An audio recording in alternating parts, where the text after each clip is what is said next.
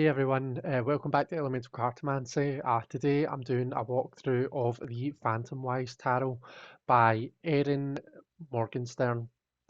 Um, I was on Simon's channel yesterday. Well, no, actually, we did a dual broadcast, so we broadcasted to both our channels. We were live, and this was one of the decks that I got for Christmas that I was showing during that live.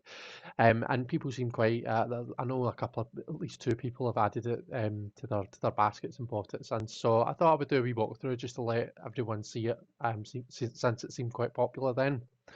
Um, just the usual stuff. First, the box, very sturdy. If you have the Tarot of the Divine, actually, it's the same style of box, and it's actually the same cardstock too. So the box is this kind of a hinged opening box like this.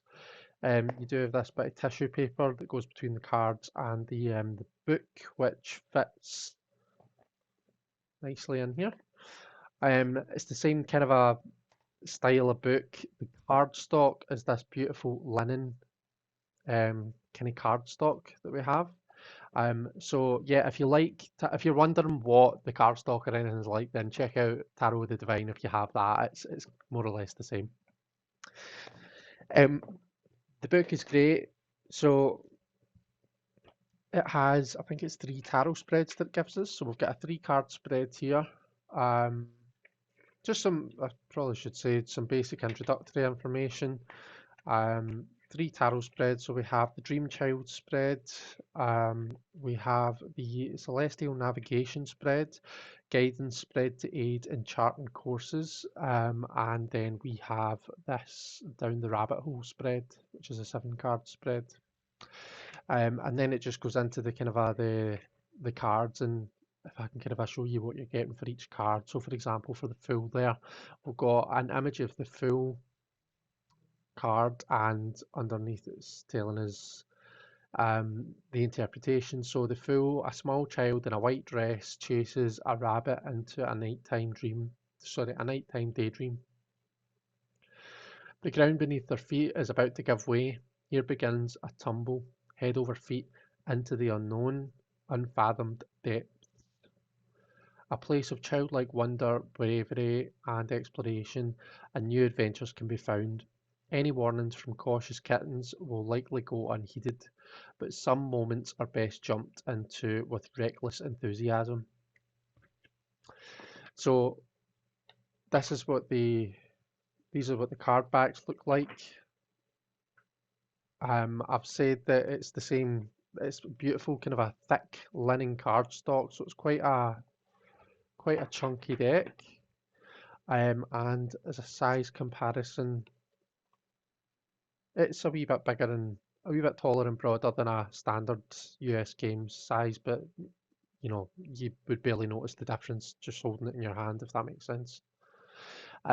So let's have a wee flip through of the deck.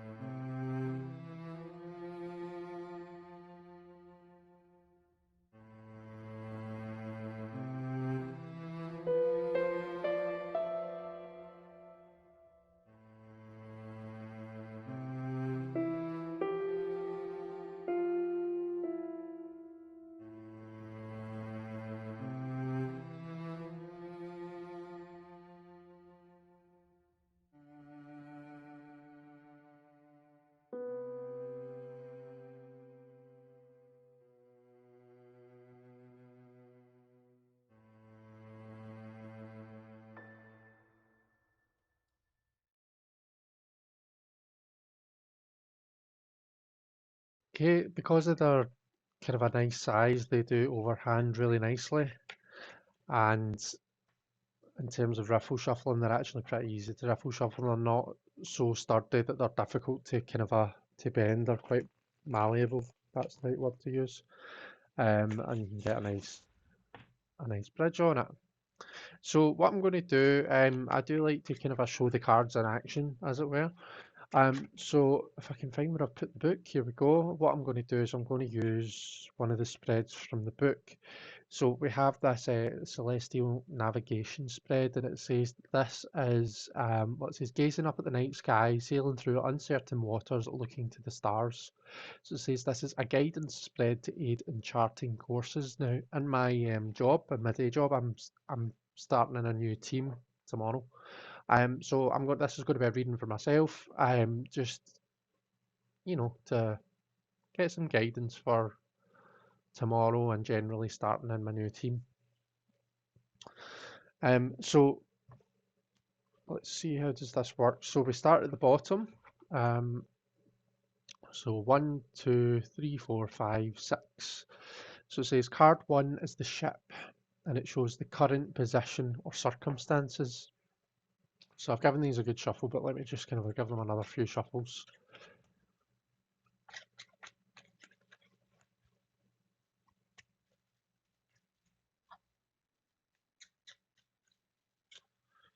Then something that I've kind of gotten into doing is just spreading the cards out and then selecting the cards at random like that.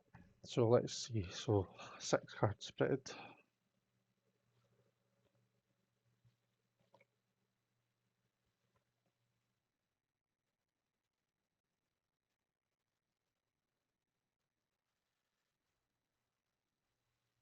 Okay, so I've got my 6 cards.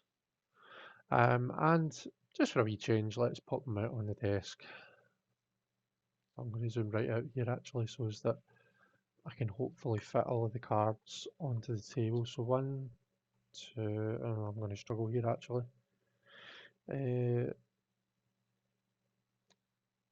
Let's see, 1, 2, 3, 4, 5, and then pop 6 at the top. Okay, so card 1, the ship, the current position or circumstances. So we've got the 9 of Wands. The 9 is quite a high, it's the one before the 10. It's quite a high number, so it has this feeling of coming to the end of something. You're completing something. Um, so that I suppose that makes sense for ending my journey in one team and beginning a new one in another.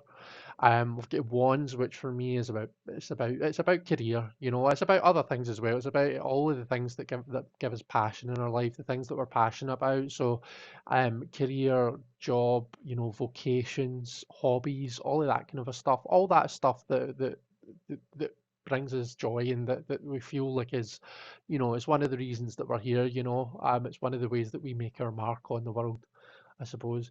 So for me, ones are, they do speak a lot about career. Um, this one, this 9 of Wands card does feel a wee bit.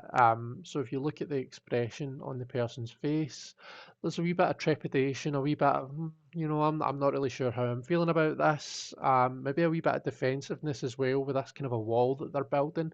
And I suppose, going into a new team, yeah, you're always going to feel like that. My development in my career is quite important to me. And I always kind of I want to feel like I'm making the best decisions for my career development and stuff. So when you kind of a change circumstances like that, when you sidestep rather than step up or something like that, there is always that kind of a feeling. But I suppose I just need to kind of a push through and which is the advice that I normally give with this card. It's like, you're almost there. Just push through and see what happens, see what's just waiting for you just around that corner. The next card number 2, is the Sextant. So a tool that may be used to aid on this journey. So what's something that I can use to aid on this journey? So I've got the Queen of Cups. So this could be one of two things. When we get court cards, generally for me, a court card is either talking about qualities that the querent themselves has that can help them. So in terms of the Queen of Cups, it's like the kind of an emotional maturity, emotional range, the ability to connect with other people, and particularly with the Queen to create that safe emotional space for other people. So if I mean this could well be talking about me. It could be saying that what I am a people. I like to think that I'm a people person. I like to connect with other people, on a human level. And I mean, I do like to think that I can be an emotional safe space for someone, So what I mean by that, it sounds very dramatic, but all I mean by that is that I'm a good listening ear, So if someone feels like they need to get something off their chest, or how sometimes when you're not sure about, you something happens and you need to react before you can respond. People always say, oh, you need to respond and not react, but sometimes you need to get that initial reaction off your chest. And I know for me, I'm kind of when I go through some kind of situation, sometimes I'll be like, right, I just need to keep my mouth shut. I need to remove myself from the situation. I need to kind of have my reaction in private, away and off, and then I'll come back to that situation and respond, in a way that best serves me when I'm ready to, but I need to go away and have that emotional reaction first. And the Queen, I feel the Queen of Cups is a good kind of a safe space to, they allow space for someone to have that reaction. Um, so that's perhaps two qualities that I have that I can use. Alternatively, this could be talking about someone around about me, who is someone that I can rely on in this journey. Potentially, but not necessarily like a female figure. Sometimes if we look at that kind of a thing with the court cards, we might associate the queen with a female figure, but I suppose not always. Um, and yeah, I suppose I'll just kind of I'll wait and see what I think as I go through the week and as I go through the next few weeks, what this might mean. This might be something for me to think about. So let's see, I'm going to kind of layer these on top of each other like that so that I can eventually fit them all in. Card 3. So this is the Evening Star, an idea or influence that may be fading. So this is something that's fading. And we've got the Knight of Wands. So the Knight of Wands for me is all about kind of a passion and action and expending lots of energy being expended in the Knight of Wands. Um, Quite often the Knight of Wands has this kind of a chasing their tail energy where they're using a lot of energy but they're not necessarily getting very far. Okay, so sometimes it can be a good thing that we're putting that energy to one side, and maybe it just means that we're directing our energies a wee bit better. Um, but again, it's maybe something to watch out for that I'm going to have to watch out for, because the night, the nights are all about action and getting stuff done. And like I've said when I was talking about the nine, for me, wands are about career, or you know, in this particular reading, wands are maybe about career. So action in the career, if that's something that's waning, if that's something that's if that's something that's going away, then that's not necessarily a good thing. So for me, that's a warning for me. I need to watch out for that because if the action is stopping in my career path, my career development, that's something that I need to spot and I need to take action on right away. So that's something I'll be watchful for. So that was the evening star. Next we have the North Star, and this is a point to keep constant. Oh, and we have the Seven of Cups. A point to keep so for me the Seven of Cups is about choices and options and stuff, and sometimes it can be about that net. I called it, I think I was talking about it on Kelly Bear's live yesterday. Sometimes it can be that the Netflix dilemma where you're so many choices and you get a bit just a bit overwhelmed. But at its base here, we're looking at options. So if this is something to keep constant, if this is the North Star, this is something to keep in your sights. For me, it's just like keep your options open. There's lots of different choices, lots of different paths that you could go down. try not to kind of a close them off, keep your options open.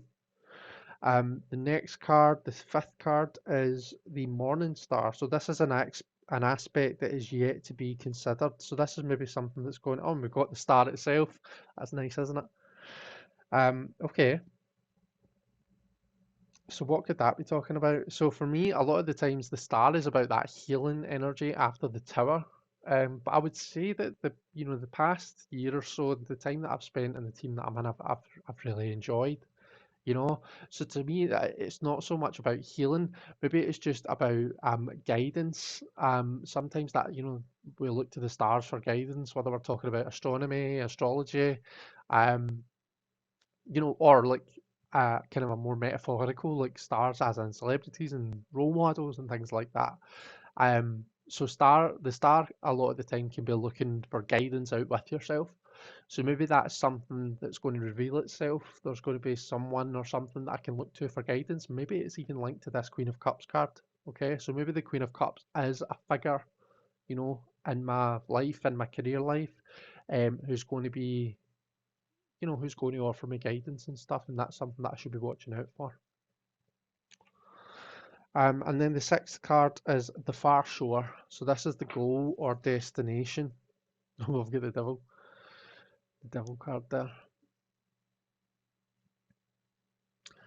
So that's interesting. One thing that's interesting about this devil to me is they do look very kind of a professional, don't they? You know, they're all suited and booted and kind of a sitting very kind of a professionally, or the posture, all that kind of thing. We do see the big shadow, which is maybe where we might pull our devil meanings from. Um, but yeah, the devil in that position is interesting. Um, I always like to think of the devil as being about desires. Um, it's about what happens when we follow our desires, and sometimes we let our desires lead us astray, and that's where the devil gets us into kind of like these sticky situations that we often associate it with. But at its core, I always think, right, it's about desires, and as much as that can be a dangerous path to go down, sometimes our desires can lead us to do great things, you know. So I suppose the what it's saying is that the end goal is I could, potentially fulfill my dreams, fulfill my career goals. Um, I could, I could end up doing what it is that I desire most. And I mean, that's not necessarily a bad thing. I suppose I just need to watch out with it, with the way that it's being said through that devil card, that I'm not ending up, like in some way chained down to something, that it's not like be careful what you wish for situation, I suppose. Anyway, we'll leave that there. If you enjoyed this, please leave me a wee thumbs up. Um, Pop a comment in the comments if you like the deck, or if you any observations on the reading or anything else, please do leave me a wee comment. I love seeing people's comments and responding to them. Um, Thank you very much for watching, guys. Take care, everyone, and I'll hopefully catch you all later. Bye bye.